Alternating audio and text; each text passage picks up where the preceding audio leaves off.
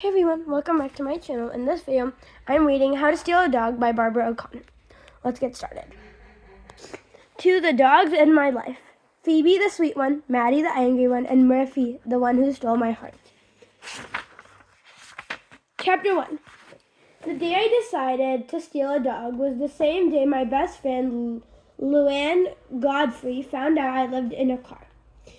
I had told my mama she would find out sooner or later, seeing how she's so nosy and all. But Mama had rolled her eyes and said, Just get on up there to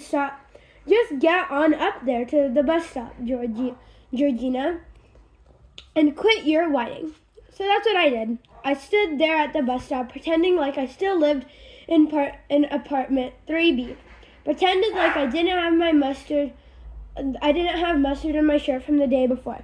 I pretended like I hadn't washed my hair in the bathroom of the Texaco gas station that very morning, and pretended like my daddy hadn't just waltzed off and left us with nothing but 3 rolls of quarters and Manny's jar full of wadded up dollar bills.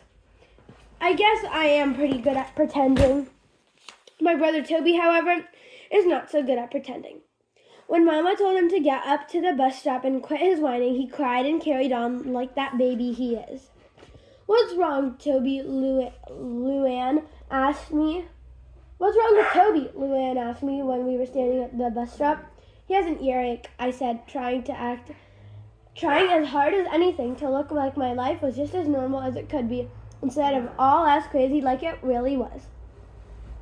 When I saw Luann's eyes narrow and her lips squeezed together, I knew her nosiness was about to irritate me. "Sure enough," she said, "then how come your mama is making him go to school?"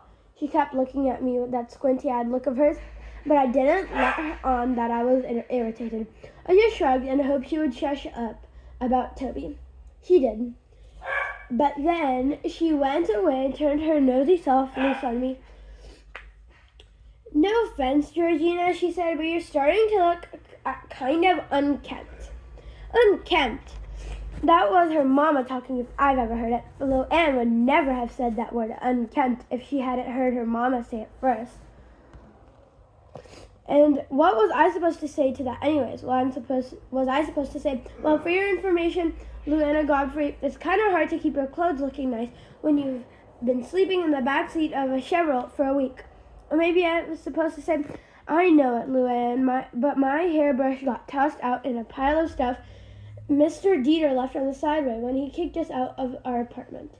Then Luann would say, "Why did Mr. Dieter do that?" I would say, "'Cause 3 rolls of quarters and a mini jar full of watered dollar bills doesn't really pay the rent, Luann."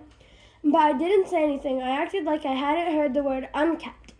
I just climbed on the bus and sat on the 6th seat on the left side of Luann, like I always did. I knew Luann wouldn't give up them. I knew she'd keep on till she found out the truth. "What if she wants to come over?" I said to Mama. "Or what if she looks in the window or finds out that we don't live there anymore?" But Mama just flapped her hand at me and closed her eyes to let me know how tired she was from working 2 jobs. So every day I imagined Luann peeking in the kitchen window of apartment 3B. When she did, of course, she wouldn't be seeing me and Toby and Mama and Daddy eating our dinner and being happy. She'd see some other family, some happy family that wasn't all broken up like mine. And then one day, when we got off the school bus, Luann went and did the nosiest thing I could imagine. She followed me. I was trying to catch up with Toby because he had grabbed the car key and ran on ahead of me.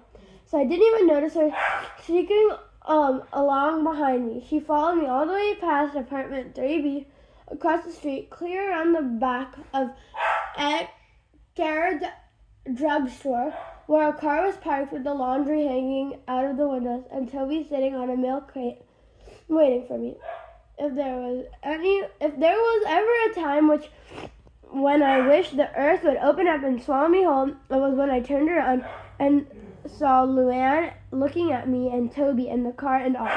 I could see her thoughts just plain as day, right there on her face.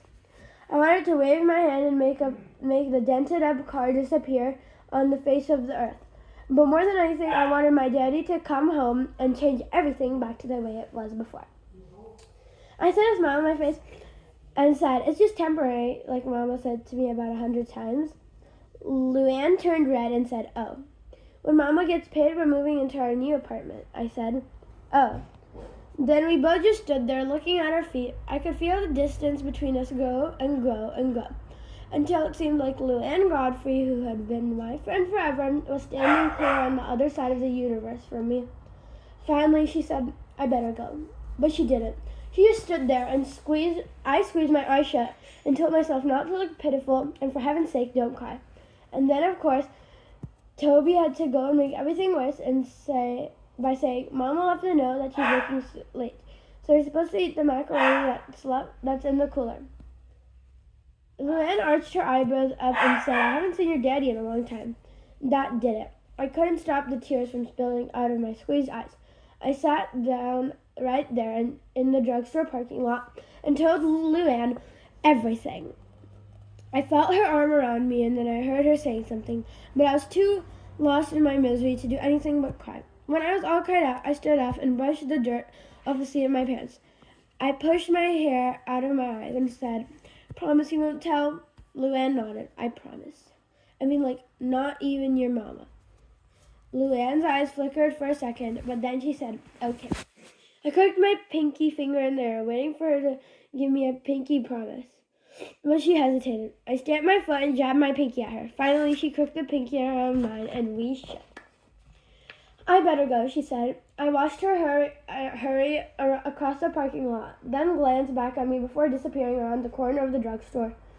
"I hate that macaroni," Toby said from a seat on the milk crate. It was just like him to not even give me one little minute to wallow in my misery.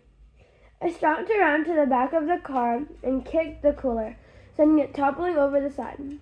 Ice and water and plastic containers spilled out onto the parking lot. "Me too," I said. Then I climbed into the back seat of the car and waited for Mama to come back. It was way past dark when I heard Mama's shoes clicking on the asphalt as she made her way toward the car. I sat up looking out the window. Even in the dim glow of the streetlights, I could see her tired, sad look. Part of me wanted to stay put and just go back to sleep and leave her be, but another wanted me to get out and have my say, which is what I did. Mama jumped when I opened the car door. "What in the world are you doing awake, Georgina?" she said. "I hate this. I don't want to do this anymore." I pushed the car door shut softly so Toby wouldn't wake up. I turned back to Mama and said, "You got to do something. You got to find us a place to live, a real place, not a car." Mama reached out like she was going to touch me, so I jerked away. She dropped her hand to her side like it was as heavy as cement. Then she let out a whoosh of breath that blew her hair up off her forehead. "I'm trying," she said. "How are you trying?" She tossed her purse through the car window into the front seat. "I just am, okay, Georgina?" "But how?" "I'm working 2 jobs. What else do you want me to do?" "Find us a place to live." I stomped away from her and then whirled back around. "This is all your fault." She stormed over and grabbed me by the shoulders. "It takes money to get a place." She gave me a little shake and when she said the word money. "I'm trying to save up, okay?" she said. Then she let go of me and leaned against the car. "How much money do we need?" I said. She looked up at the sky like the answer was written up there in the stars. She shook her head real slow and said, "I don't know, Georgina. A lot, okay?" "Like how much?" "A lot more than we've got." We both just stood there in the dark and listened to the crickets from the vacant lot next door. Mama draped her arm around my shoulder, and I laid my head against her.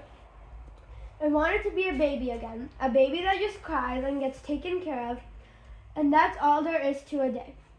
Then I asked the same question I had asked about 1,000,000 times already. Why did Daddy leave? She felt her whole body go limp. I wish I knew. She brushed the hair out of my eyes. Just got tired of it all, I reckon. "Tired of what?" I said. The silence between us felt big and dark, like a wall. I asked her the question that had been burning in a hole in my heart. Tired of me? Mama took my chin in her hand and looked at me hard. It's not your fault, okay? She peered inside the car at Toby, all curled up in a ball in the back seat. We got to go, she said. Where? Just somewhere. The car door creaked when she opened it, sending an echo into the still night air. We've been here 2 nights now, she said. The cops are liable to run us off if we don't leave. Then she shot me a look when she saw I had overturned the cooler. I helped her gather the things up before I climbed back in the car. As we drove out of the parking lot, I slouched down and stared glumly at the window. The empty shops we passed made Darby, North Carolina seem like a ghost town, all locked up and dark. Mama pulled the car into the alley beside Bill's Auto Parts. When she shut the engine off, we got swallowed up in a quiet. I draped a beach towel over the clothesline that Mama had strung along the middle of the car to make me a bedroom. I could picture Luann snuggled in her pink and white quilt with her stuffed animals lined up along the wall beside her and her gymnastics ribbons taped on the headboard. I sure felt sorry for myself. Then I curled up on the seat, turning with every which way, trying to get comfortable. Finally, excuse me, guys. Finally, I settled on my back with my feet propped against the car door and stared out at the starry sky. That's when I saw it. A sign tacked up there on the telephone right outside the car window. A faded old sign that said reward, 500. And under was a picture of a bug-eyed little dog with its tongue hanging out. And then under it said, have you seen me? My name is Misty. $500? Who in the world would pay $500 for that little old dog? Mama, I whispered through my beach towel wall. Mama wrestled some in the front seat. Would $500 be enough to get us a place to live? I said. Mama sighed. I suppose so, Georgina. Now go to sleep. You have school tomorrow. Sorry, I lost my place. I looked up at Misty and my mind started turning. What if I could find that dog? I could get that money and we could have a real place to live instead of a stinking old car. But that dog could be anywhere. I wouldn't even know where to look. Besides, that sign was old. Somebody probably already found Misty and got that $500. I stared out the window at the sign, thinking about Misty and wondering if there was other folks out there who would pay money for their lost dog. And that's when I got this thought that made me sit up so fast, Toby mumbled in his sleep and Mama hissed, shh. I folded my legs up and lay back down in my beach towel bedroom. The damn car smelled like greasy French fries and bug spray. I closed my eyes and smiled to myself. I had a plan. I was gonna steal a dog. Okay, guys, that's the end of chapter 1. I hope you liked it so far. I really like this book, so thanks for watching. Remember to comment down below, hit the like button, and subscribe to see more videos on Barbara O'Connor books. Thanks for watching. Bye!